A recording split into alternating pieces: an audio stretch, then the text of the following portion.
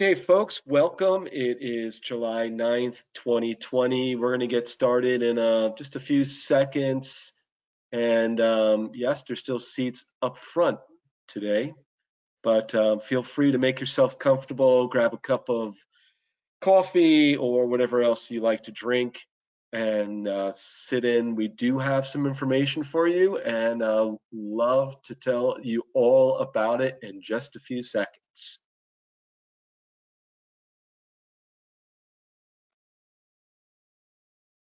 All right, so we're going to begin preparing for COVID-19 recovery, loan options, and forgiveness strategies. This is our weekly update, July 9th, 2020. And of course, this presentation is powered by Sachs LLP, Accounting Tax Advisory Services, Sachs Wealth Advisors, SAXWA, and Sachs2 Solutions, S2solutions.tech. These are all the different partners come together by the name of Sachs that are here to help you out and get you through all these things that are happening right now in this time. Here's our disclaimer. Yes, we do a disclaimer because obviously we're not providing any type of official legal advice, tax advice, accounting service, investment advice, or professional consulting services of any kind, and therefore we cannot be a substitute for consultation with professional tax, accounting, legal, or other competent advisors.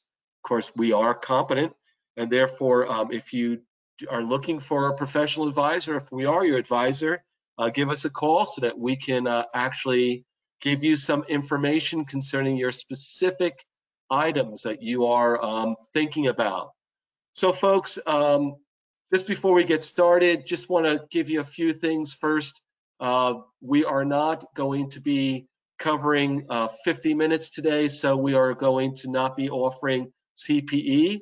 I know I hear the groans in the background, but it's not much we can do about that because I did win the bet and the SBA did not send out the 25 to 30 FAQs that we were promised on the holiday weekend, Thursday or Friday, and they still have not come out. So we're going to give you some updates as we see them, but we're not going to go the full 50 minutes. So yes, we will return your money back if you paid for this webinar, which we know you did not. But we do have today, we're not doing any polling questions, but so that you know, to keep with the spirit of things, the question came up among our task force, what is the favorite fast food restaurants that we love and cherish? And so the question is, whose fast food restaurant is a hot dog place in Clifton, New Jersey called the Hot Grill? Is it Josh? Is it Todd? Or is it Steve? So we don't have a polling question, so you can just shout that out loud wherever you are. The Hot Grill in Clifton, New Jersey. So let's go to our next slide, and you'll see there, yes, it's me. I actually do like the Hot Grill. I visit once every 3 years because obviously it's deadly. We know Josh loves the wings from Sharky's. If you've been to Sharky's, it's also, there's 2 locations, one's in Clifton, and In-N-Out Burger for Steve. That looks very delicious, Steve, at 10 o'clock in the morning. So that is our answer for this week. The Hot Grill was for me. So here's our agenda today, and that's why we're not going an entire 50 minutes. We're going to give you some updates on the PPP loan application date extension, the release of the PPP loan data. So did you look and find your name on that list? Main Street lending program. Then we're going to talk about the EIDL loan, the economic injury disaster loan recap. That seems to be resurfacing, and a lot of people are asking questions. And PPP loan forgiveness, questions that keep you awake at night. We're going to cover that as well. So let's give you some updates. First, as you know, originally you had until June 30th, 2020 to receive the funding, and that's been changed July 4th. Happy 4th of July. The president signed Bill S.4116, which extended the loan application date to August 8th, 2020. And I don't know if this is updated as of the moment, but there was $130 billion in funding still available, and the SBA Lender Match online tool is still there. So if you didn't apply and you need the money, well, you still have a little bit more time, but folks, time's running out. So apply for that PPP loan if you haven't done so already. Here's something that caused a lot of media, I don't know what you can call it, but a lot of news in the media on July 6, 2020. The SBA published the following for the PPP loans greater than $150,000, business name and type, address and zip code, the NAICS code, demographic data, not-for-profit information, job supported, and loan amounts, as you see there. So a lot of information came out, and the PPP loans that were less than $150,000, the SBA released state or territory totals aggregated by the zip code, by industry, by business type, and by various demographic categories. So we all had quite a chuckle as to who actually received the loans.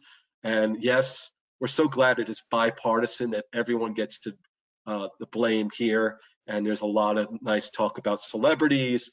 We won't go into that. But again, so now if you did get the loan, your name is out there. Of course, we also know that key aspects of the PPP loan data, and you also see in your handout section, there's information on this. What it said there, with all the documentation as to who received the loan, it was released to provide transparency to the public. Well, thank you. The SBA intent was on protecting small businesses. It's committed to ensuring no harm is done to small businesses or their employees. They talked about this being a delegated loan making process. Really, the loans are being made to the banks. The list is not indicative of loan forgiveness or of PPP compliance. The canceled loans are not reflected on the list, which means that if you applied and you canceled, guess what? Your name went on there anyway. Thank you, SBA. Loan demographic data is voluntary. 75% of all the PPP loans did not include demographic information. That's really a shocker. And the SBA is working to collect more demographic information to see which businesses benefited.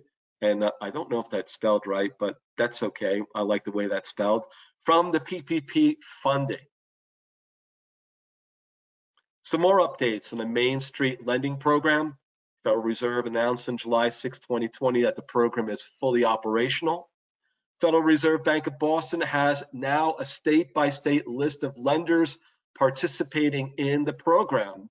So the listing is elective, so other banks may be participating. So if you're looking for a lender, and some of you have been calling us looking for a lender who's doing this, you can now find that state by state. Just look up the state you're from. And we're still awaiting confirmation and if and how the nonprofit programs will operate. The nonprofit organization New Loan Facility, NONLF, the nonprofit organization Expanded Loan Facility, NOELF.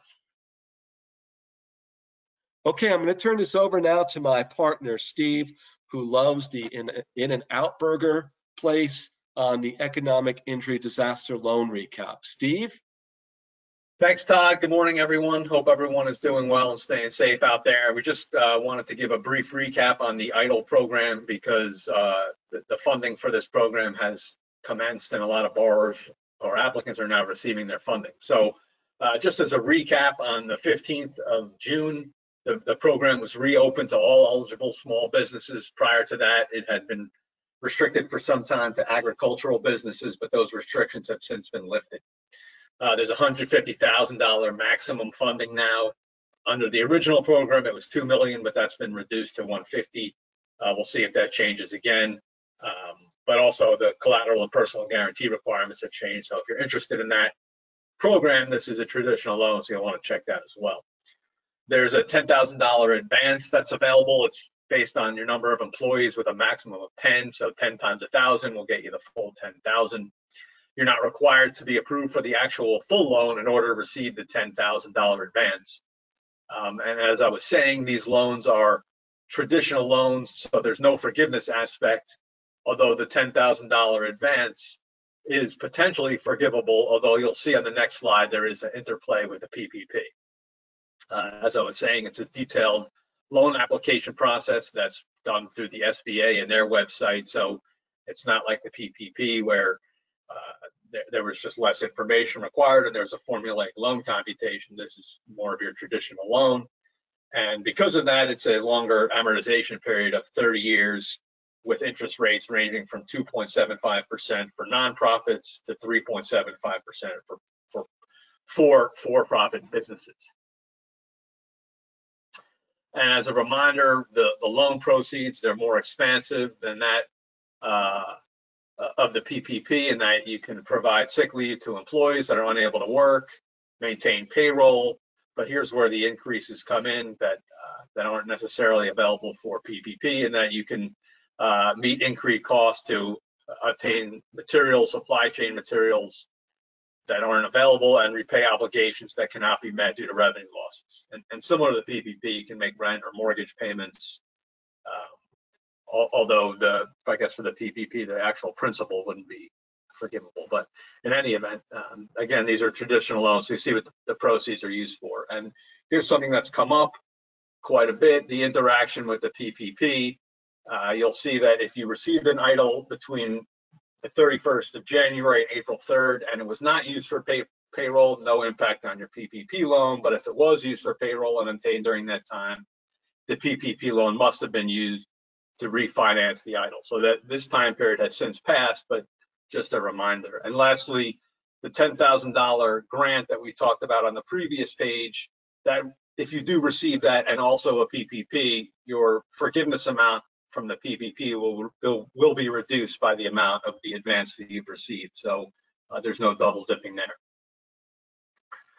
Okay, so now I'm going to turn it over. I actually turn it back to myself. We put together some questions that may be keeping you awake. They are keeping us awake at night, just items that we're considering as we go through both the loan application and now the forgiveness application process. So I'll just get started. First question that's come up a lot: are my certifications still good? Has my business really been affected by COVID-19? So this goes back to that whole FAQ 31 that came out a while back regarding whether the borrowers who had made the certification that the current economic conditions make the loan necessary to support ongoing operations. At the time, your business may have been negatively impacted, but perhaps it's coming out. So you just want to really be able to document.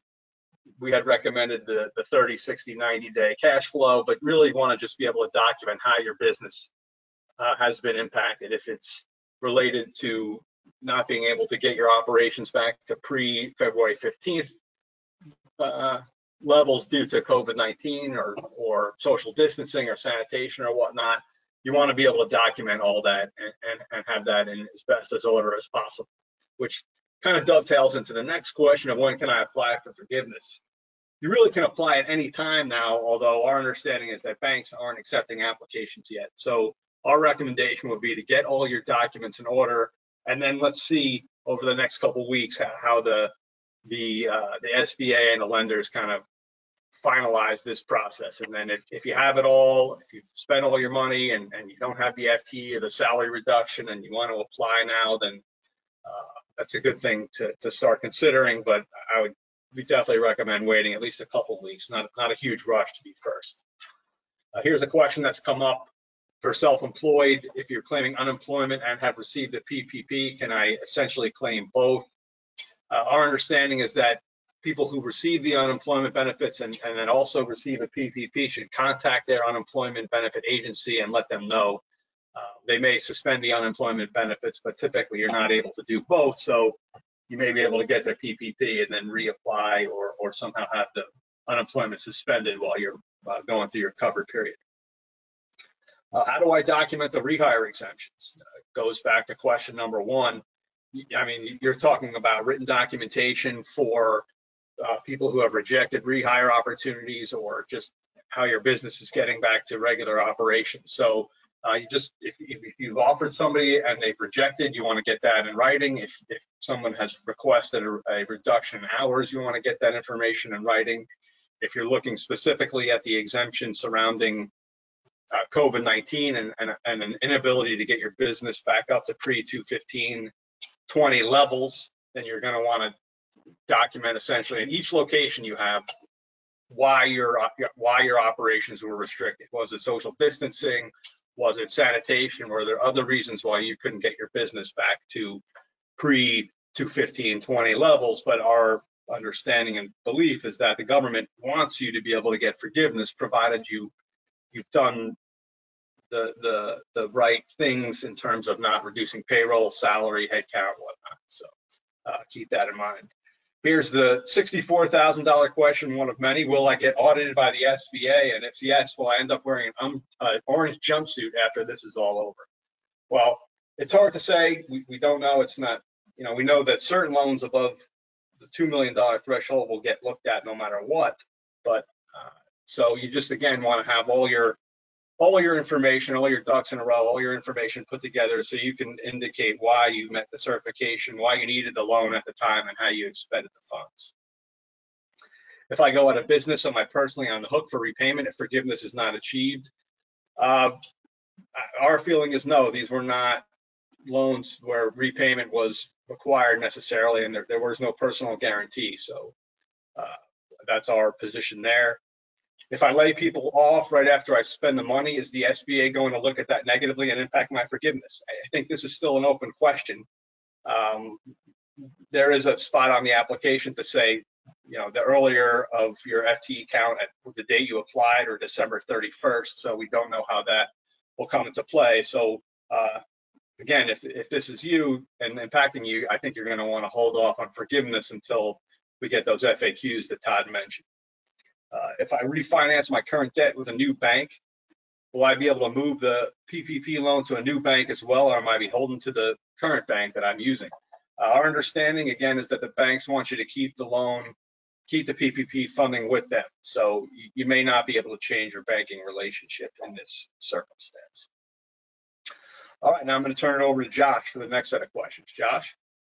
Hey, Steve, thanks. So just to continue, if I shifted employees from one related entity to another in March, and each entity has its own loan, are my FTEs negatively impacted?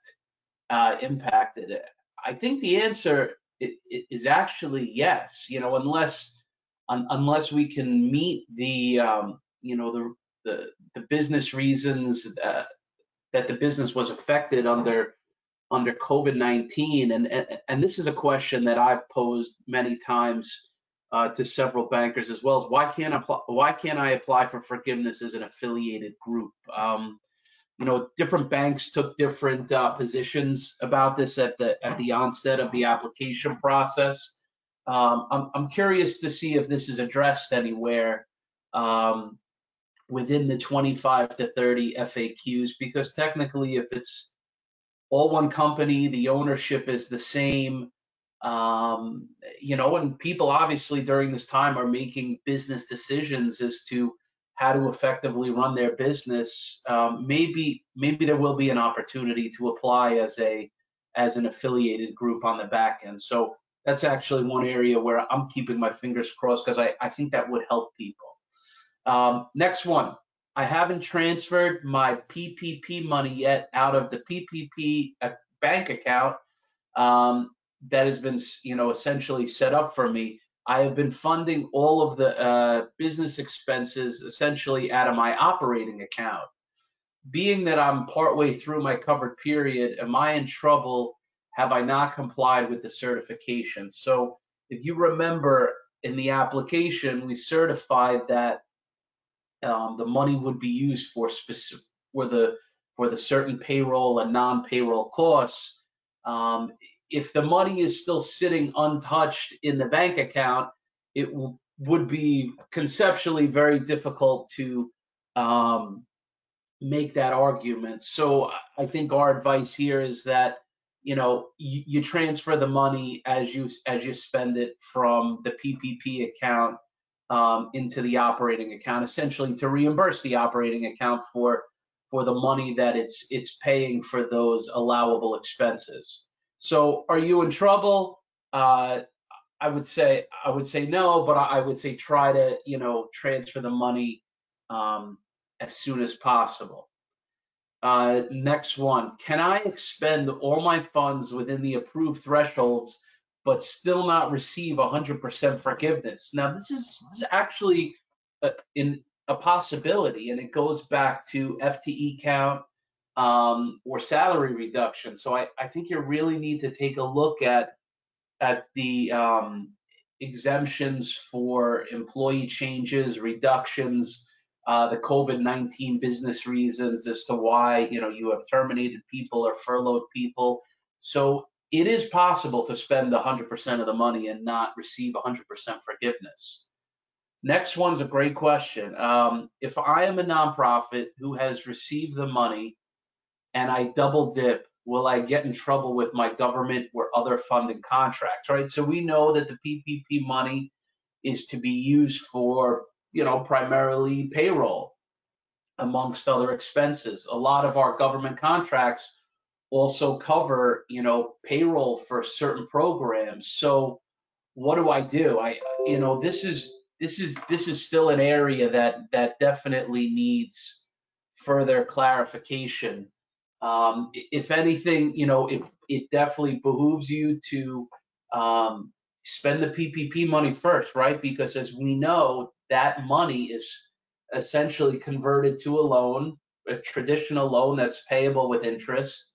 Um, in the event that the money is not spent, as opposed to government money would go back in the form of a refundable advance or things of that nature. So those of you with contracts where you know that this could become an issue, I think this is where the contract modification process becomes essential, and going back to the funding sources and seeing if there is the ability to shift some of that money originally allocated to payroll to other things, such as PPE or office renovation modification, in order to comply with COVID-19. So again, that is definitely an area that needs more information. Okay, if I apply for forgiveness too soon and am one of the lucky ones that is selected for an audit, are they more severe in their evaluation process than if I applied later? This is a great one. I think we're very anxious to move, although anything in this profession that is probably don't want to be big. So I think it always gets you to be to be forgiveness and one forgiveness application in the pool of one. So I don't know that they've put in book, audit. So, give them the opportunity to be the guinea in this position. So, unless you're 100% certain, and we've said before that you are an e-filer, had no pay, I think I am very tempted to hold off. If my PPP funds run out, what happens if I'm still unable to get my business up and running? So this is, the PPP was always considered to be a Band-Aid.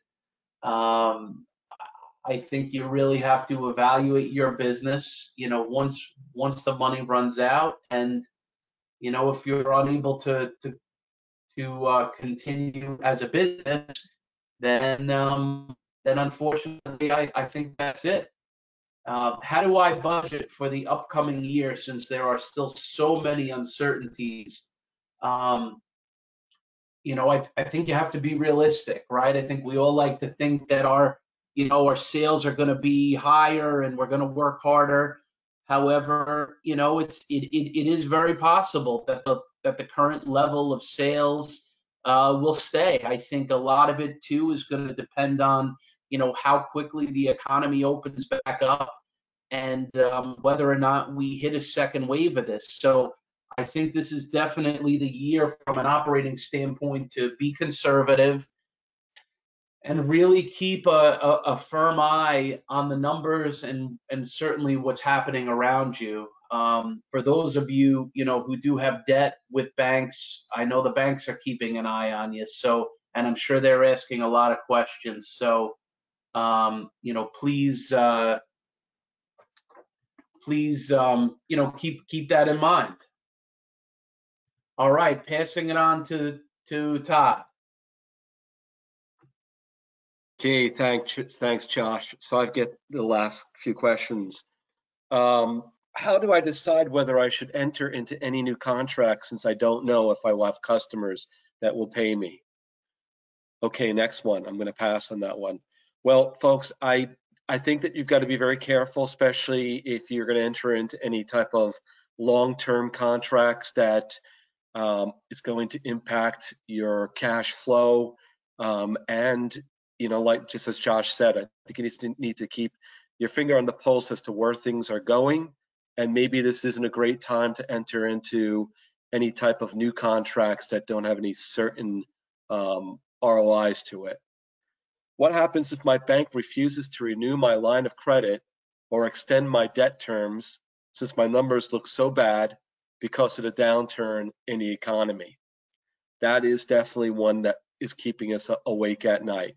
I have no answer for you on that particular one. Maybe other people can send in their answers, but if your bank refuses to renew your line, I think things are going to be kind of tough out there with the banks and the economy. That's the reason why you need to really be focusing still on your cash flow and making sure that you have some reserves. Should I be looking to get out of my leases since I may no longer need the space after the money runs out? I think the answer to that is yes, you probably should be looking to see whether or not it makes sense based upon what the future holds for your company and you, whether you still need the space that you're in. Now, obviously, we're not attorneys, but I know there's some good attorneys out there who can give some guidance on what the ramifications are of breaking a lease.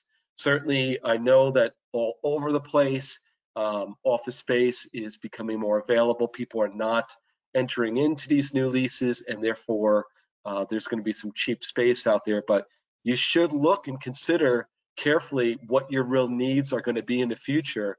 With remote work now a possibility, I think we've been pushed 5 years ahead because of this whole horrible situation. So there's kind of how should I say, a silver lining in some of this. We've learned how to adapt, but maybe you don't really need the space that you have. And certainly if you're considering new space or you were considering new space, maybe you need to reconsider something a little bit smaller. The forgiveness application, this is number 19, is long and confusing. I would also say it also causes people to suffer. The forgiveness application process is long and confusing. What happens if I make a mistake and that causes me not to get full forgiveness?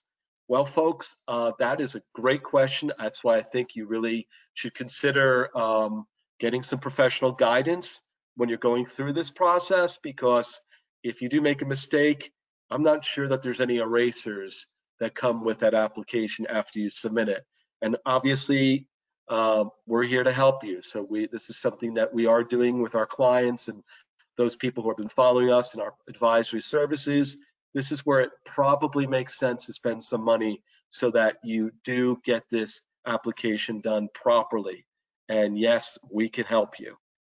After all the time spent with the calculations, record keeping, and after spending the money, what if I'm told that I did not qualify for the PPP loan from the beginning? That is an ouchie, right? That's something like, oh no, but this could definitely happen if you really didn't qualify for the PPP loan and later on they're telling you that you should give the money back. That's a possibility.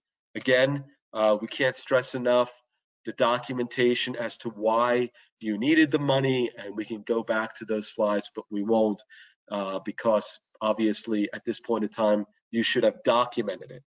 Number 21, What happens if the PPP loan is not forgiven and I don't have the money to pay it back?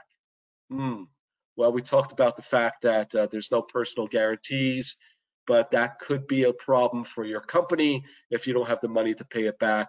I guess that's what I'm going to give off to the attorneys for the attorneys to respond to. What if my bank wants a lot more information in their version of the PPP forgiveness application that I will not be able to provide? We do know there are some banks, I won't name the banks, there's a handful that have come out now with some, I guess it's previews of what they may be requesting. I haven't seen any bank that's been really saying, here, send in the application now. But I guess the point of this is, I don't know what will happen if your bank is asking for information you can't provide. I think you're going to need to work with your bank. All the guidance that's out there, including what the SBA has said, what Congress has said, this whole process is supposed to be made easy. It's supposed to result in people getting the money and keeping the money. So hopefully the banks are not going to ask for some things that some of us would call stupid nonsense. I know the banks will feel differently than that, and I'm sure they'll write in and tell us that nothing they ask for is stupid nonsense. But, you know, banks think differently than us sometimes. So with that, folks, go to our next slide. Hey Todd, I'm gonna go back through a couple that apparently I was breaking up before. I just want to go back through a couple quick ones before you go on. Okay, then send it back to me when you're done. Okay, I will. All right. Okay, so go back to the ones you broke up, because I thought that maybe folks, will write in and say that they want their money back because you were breaking up. All right. So thank you to all of you who texted me. So I believe I cut off around number 13. So that's where I'm going to start. If I apply for forgiveness too soon and am one of the lucky ones that is selected for an audit, are they more severe in their evaluation process than if I applied later? So I think our take is on this one that, the answer is probably yes. I don't think personally I would want to be the guinea pig here, especially as more and more information continues to come out that may, further clarify an issue potentially that, came up during one of these initial audits. So, it's been our messaging, and I'll continue to say it, that unless you are an easy filer, meaning that you have the same amount of employees, you didn't make any cuts, everybody made the same salary, then I would not move forward. If my PPP funds run out, what happens if I'm still unable to get my business up and running? Unfortunately, I think that's going to happen to a lot of people. The PPP money was really designed to be a Band-Aid, to really help us get through originally what was supposed to be an 8-week period. But unfortunately, I think there are going to be some businesses that don't make it as a result of this. We're already, seeing articles about, Bed and Bath closing 200 stores, Brooks Brothers, filing for bankruptcy, and those are big companies with, big bucks behind them. So, I wouldn't be surprised if businesses unfortunately do go out after this. And then number 15 was, how do I budget for the upcoming year since there are still so many uncertainties? And I think the play here is you have to be conservative, right? I think we're still not sure, when the economy will open 100% back up, and if everyone is predicting a second round of the COVID-19. So what potentially will be the impact of that? Will we go back to complete isolation? Or what happens? So I always would say err on the side of being conservative here, and really managing your business as such. So with that, I'm gonna flip it back to Todd. Thank you, Josh. So just to wrap this all up, yes, folks, we're still waiting for the 25 to 30 FAQs. I did have a bet with my colleagues that they were not going to release them Thursday and Friday. and of course they lost that bet. I won it, and now it's double or nothing for whether or not they're going to release it by the end of day Friday. I hope I lose that bet, but I'm beginning to wonder if the FAQs are really unicorns, leprechauns, and flying pigs. Who knows? I don't know if they're going to come out. I'm becoming more skeptical, but I'm probably wrong. If the government says they're going to do something, they obviously will do it. So our next webinar will be July 16th. And again, we didn't offer CPE on this because in the state of New Jersey, for those of you who are tuning in from other states, our licensing board, and we had this checked out, so please don't send us any emails. Our licensing board said that we need to have at least 50 minutes to get one CPE credit. You can't get half a credit, but if we're wrong, then please point us in the right direction. Again, we really appreciate you tuning in. Come and see some more information on our COVID-19 Resource Center. And with that, we'll bid you adieu a little bit early. It's 10:36.